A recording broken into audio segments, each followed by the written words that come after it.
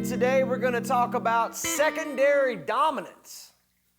Kind of boring sounding, but it's not, and you love it. You know how I know you love it? Because this concept, music theory-wise, is used in just a ton of different songs. I'm gonna show you a few examples.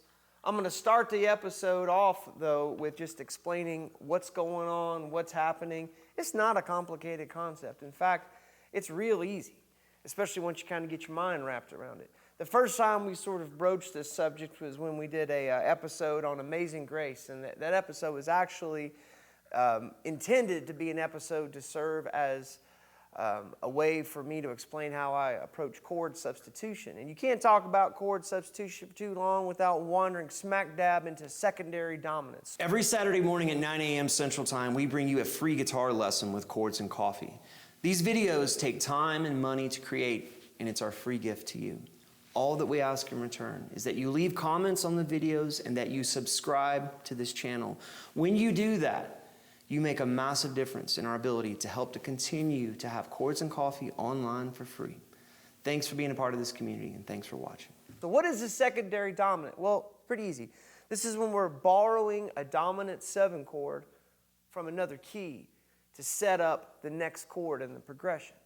Well, what's a dominant 7 chord? Well, I'm glad you asked. A dominant 7 chord, it's a 1, it's a 3, it's a 5, and it's a flat 7. And it's a very special chord. Because in every key, you think about the major scale for every key, right? We're just talking about major keys for right now.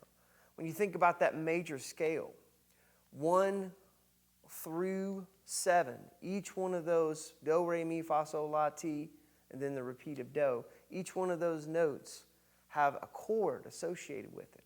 And each one of those chords has a function as it relates to the other chords in that key. And the dominant 7 is always the 5th.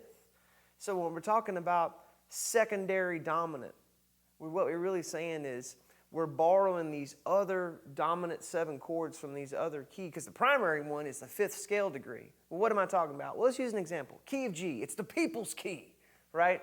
So in the key of G, if you take the major scale, you've got G, A, B, C, D, E, F sharp, G. Is that even remotely close to the right pitch? Nope, but there it was, right? So you've got the major scale, right? And if we build chords off of that, and there's several episodes I have on that, and I can put links to those in there if you like. Just leave it in the comments if you're confused on that. But if you look at all the chords that are in the key of G, when you get to that 5th scale degree, that's always going to be a dominant 7 chord. Well, and that's also under the presumption that we're adding the 7th to all the chords. So it'd be G major 7, A minor 7, B minor 7, C major 7, D 7, E minor 7, and then F sharp minor 7 flat 5, then back to G major 7, right? So secondary dominance, we're going to borrow a dominant 7 chord from another key. Well, how are we going to use it? We're going to use it on chords 2 through 6. Why is that? Our ears like it.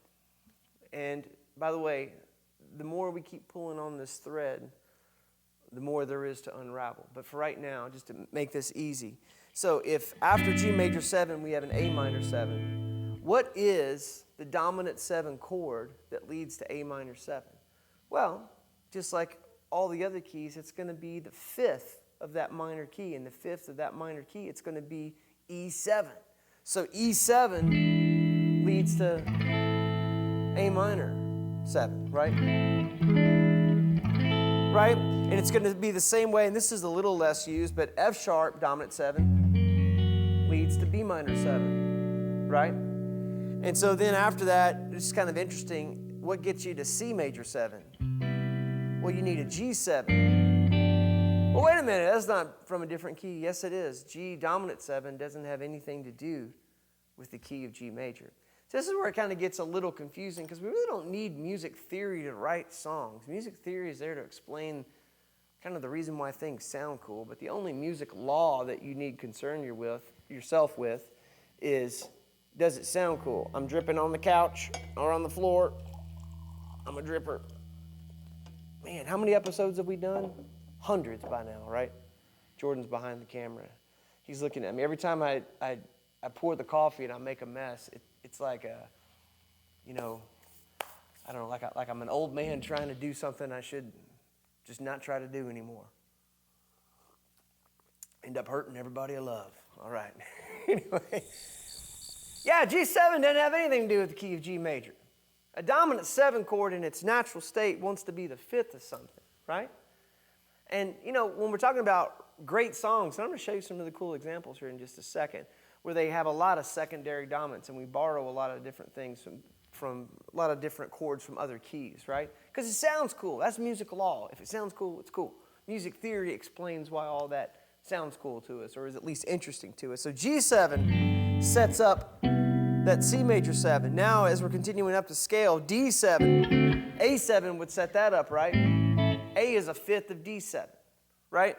And then B7 would be the one that would set up that E minor 7. Again, each one of these secondary dominants is the 5th of the chord that it's setting up, which is why a lot of times, especially if you're reading like a number chart, like a Nashville number chart, a lot of times to express this idea, they will say 5 of X.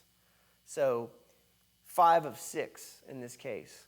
If I know, like, okay, well, the 6 in the key of G is E minor, what's the 5th of that? B7. That's how you would write that in a number form. It's kind of a quick reference, right? Quick, just so long as you can memorize what that little algebraic equation is. And this is really when we get into the weeds of the musical algebra that's out there. But don't let it intimidate you. It's just something that you just have to learn. And probably one of the easiest ways to get this in your hands as well as in your head is to maybe think about some examples. So the first one that you probably, heard, maybe, or at least if you didn't hear it, if you're my age, I remember the first time I actually paid attention to this song, and I'm certain I heard it before, but in the movie Top Gun, when old Maverick has been out there playing volleyball with the boys, and he goes over to see Kelly McGillis, and they're just, kind of visiting there, and he starts thinking about his dad and everything, and this song comes on, Sittin on the dock of the bay. Right? There's some really cool secondary dominants. Hey, before I show you that, sometimes I'll do this. At the beginning of that song, you've got that. And while that's happening, there's like a guitar kind of. You can kind of do both if you do this.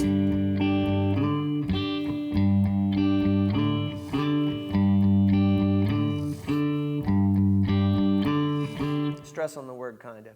All I'm doing there is I got my index finger and I'm holding down the high E and the B on the 3rd fret. And I got that open G chord and I got my thumb on the 3rd fret of the low E. And then I'm reaching over here with my pinky. Is it precarious? Yes. Do I nail it sometimes? No. Do I nail it enough to make it like a little fun parlor trick? Yeah, it's fun at parties. So.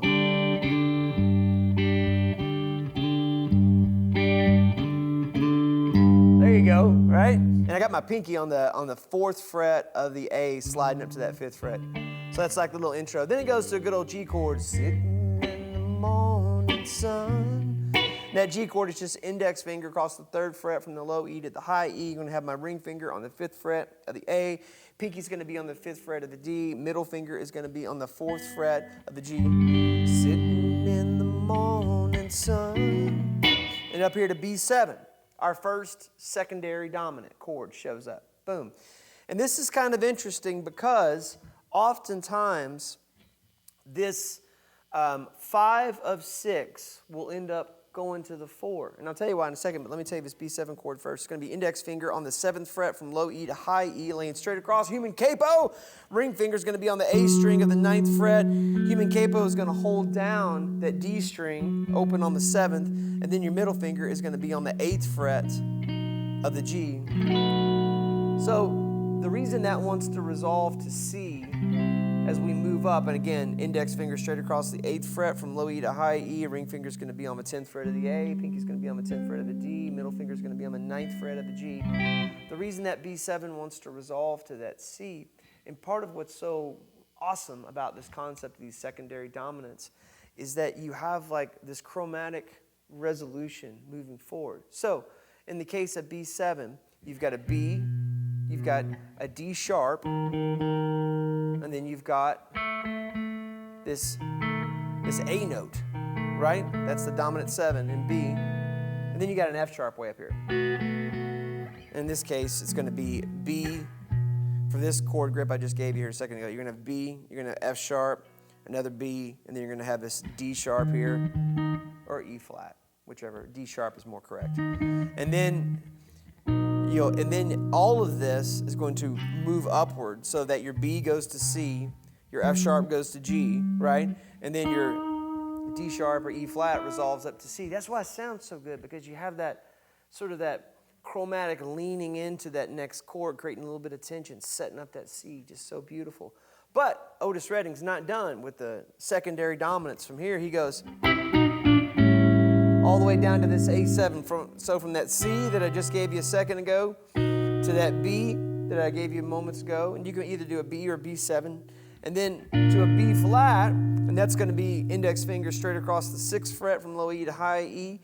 You're going to have your ring finger on the 8th fret of the A, pinky's going to be on the 8th fret of the D, and then your middle finger's going to be on the 7th fret of the G. And then to this A7, and that's going to be index finger on the 5th fret from low E to high E. You're going to have your ring finger on the 7th fret of the A. Human capo is holding down that D that's on the 5th fret, and then your middle finger is going to be on the 6th fret of the G.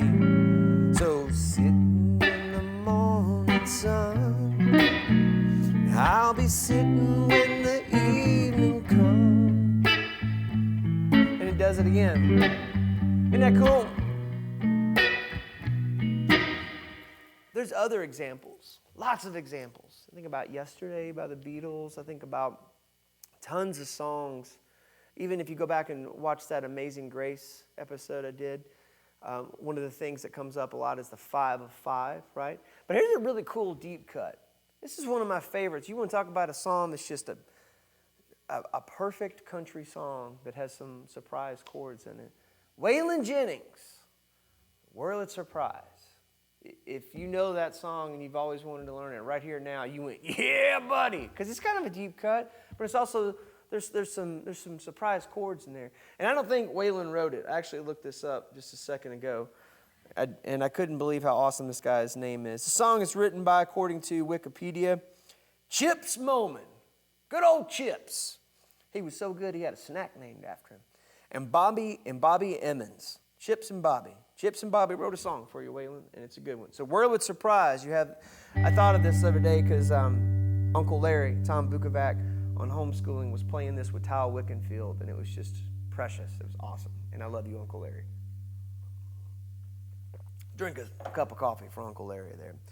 I'm not here to forget you. I'm here to recall. I don't want to get over you. I don't want to get over you. Right away, what's cool about this song is that there's some tension getting set up. One of the things about secondary dominant chords is that there is a tension. There's a tension that you're building.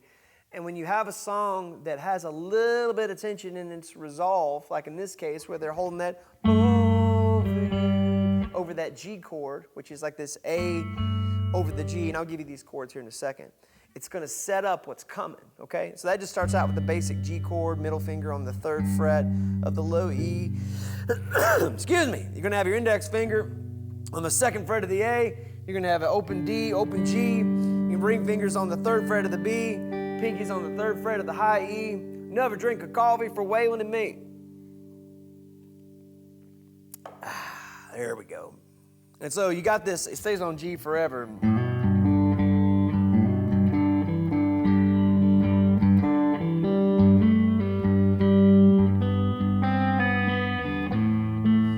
And then when he goes to I don't want to get over you, that's in the melody he's singing like an A minor 9. But I don't think he's playing that. I think he's just playing just a good old-fashioned either A minor or A minor 7 in this case, which is going to be index finger on the 1st fret of the B, open G, open E too, by the way, and then middle finger on the 2nd fret of the D, and then an open A. And then, I don't want to get over you. And then this D7 over F sharp is kind of the way I would play it. I don't know if he's exactly playing it like that, but it sounds nice to me, so I'm going to give it to you. It's going to be middle finger on the 2nd fret of the low E, skipping the A. D is open, ring fingers on the 2nd fret of the G, and then index fingers on the 1st fret of the B. And then to this G. And if you want to echo the vocal melody, then still a 1-finger G here. And then we're going to have our middle finger hit that 2nd fret of the G string on that A over you. Here comes the secondary dominant part. They ought to give me the Wurlitzer Prize. B7, just like it was a second ago. For all the silver I let slide. That's pretty cool, right? So you got this G to this B7. We're going to make it with middle finger on the 2nd fret of the A, index finger on the 1st fret of the D, ring finger 2nd fret of the G, open B, pinky 2nd fret of the high E, to good old cowboy C. Again, that strong resolution with all those chromatic notes moving upward. Index finger is going to be on the B string at the 1st fret, open G. D is going to be held down by the middle finger on the 2nd fret, and then ring fingers on the 3rd fret of the A. And then we're going to go da, da, da. So C, G over B, A7, and that G over B is just going to be your middle finger on the 2nd fret of the A, open D, open G, and then pinky on the 3rd fret of the B to this A7. Another secondary dominant, right? That's the 5 of 5. 5 is the 5th of G, and this is the 5 of that, D is the 5th of G, and this A7 is the 5th of that D. It's 5 of 5, right? A7 is going to be middle finger on the 2nd fret of the D, open G, ring finger 2nd fret of the B. And then here's what's really interesting. Instead of going to that D, which is where it wants to go, it does a deceptive cadence and goes to the C minor. Playing those songs sung. That C minor is index finger on the 3rd fret from the A to the high E, and you're going to have your ring finger on the 5th fret of the D, pinky 5th fret of the G, and then your middle finger is going to be on the 4th fret of the B. Playing those songs sung blue. And back to the main thing. Help me get over you. I don't want to get over you. Isn't that great? Here's another song, though, and this one kind of, when I think of secondary dominance, part of the deal, one of the cool things that sort of starts to, remember I was telling you about that, you start to pull on that thread a little bit. We've done several different episodes, actually, on the way that you have tension chords and release chords and how you can substitute different chords, even within a key, for one another. And when you think about this whole secondary dominant idea where you have a dominant 7 from another key setting up this next chord, you can keep what's called back cycling through that to where you have a dominant setting up a dominant, setting up a dominant, setting up a dominant. And you can keep going to the elasticity of the listening ear.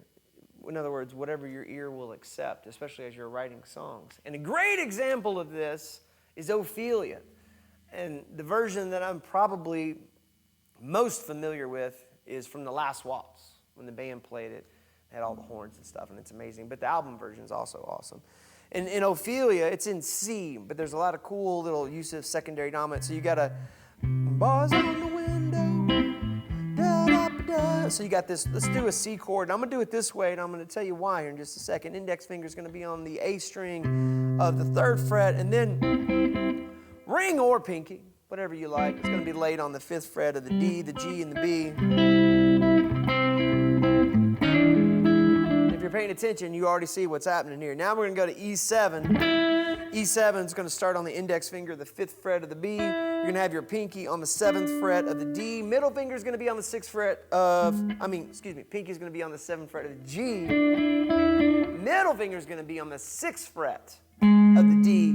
And then your ring finger is going to be on the 7th fret of the A. Play them all. It's E7. So you got this.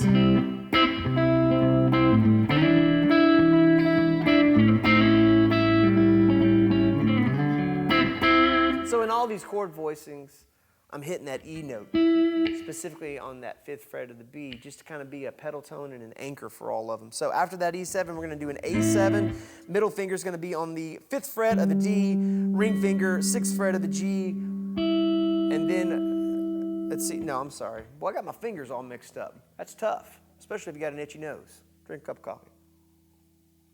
So index finger on the D string of the 5th fret, ring finger on the 6th fret of the G, middle finger on the 5th fret of the B. Play everything but the low E. That's a great A7 chord, and into this D9. And this is going to be middle finger on the A string, 5th fret, index finger on the 4th fret of the D. Now you could use your ring and pinky here on the 5th fret of the G and the B respectively, or you could just lay your ring down and kind of make a little bar right there across the G, the B, and the high E. So look at that. You've got a C going to the E7, and the E7, if we're in the key of C, the E7 wants to go to the A minor, right? No different than it did just a second ago, but now A minor is 6 instead of 2.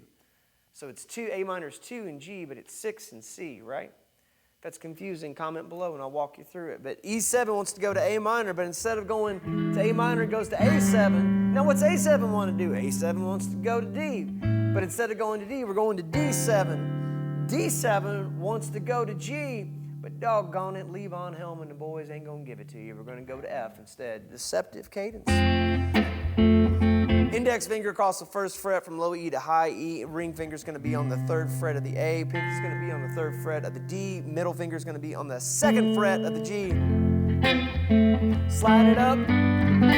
Index finger on the 3rd fret of G, just like we did a second ago, or excuse me, 3rd fret from the low E to the high E, from G to G. And then you're going to have your ring finger on the 5th fret of the A, pinky on the 5th fret of the D, middle on the 4th fret of the G. And then back to that C chord, and then they turn it around the first time.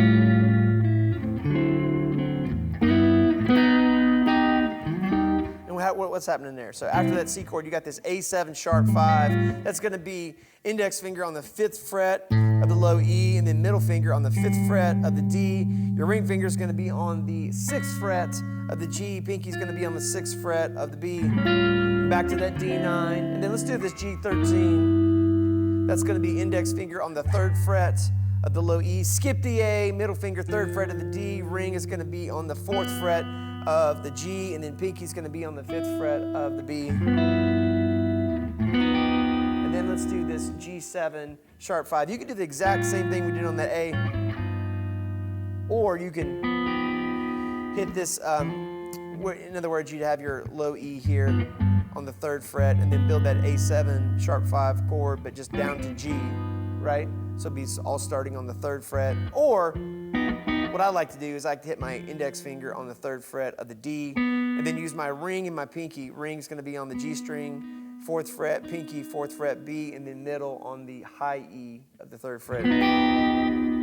Sounds a little more tense, a little more like, well, you got to wrap it around back to the C. And there you go. Isn't that cool? Secondary dominance. All it is, it's a way for you to get to a chord that's native to the key that you're in, but you're using a dominant 7 from another key. And the cool thing is that you can use a dominant 7 to get to that dominant 7. You can use a dominant 7 to get to that dominant 7. So you can do kind of like this back cycle idea. I hope that explains that for you. I hope that helps you, and I hope that kind of demystifies some of that. All the same rules, all the same treatments that you have for a dominant 7 will work beautifully over that. Might take a little bit of thinking, but once you get this in your hand, and more importantly, once you get really familiar with dominant 7 chords, the whole episode thumbnail looks like this. Check that out. And please, please, please put your comments below. Your questions, your commentary, and even just your collaborative statements that we have with one another underneath these videos. That's really what makes the next episode of Chords and Coffee. We do this every Saturday morning, 9 a.m. Central Time, and we got a saying around here, we are living life the best we can with a guitar in our hand. I sure do thank you for the privilege of your time. We'll see you next week for another.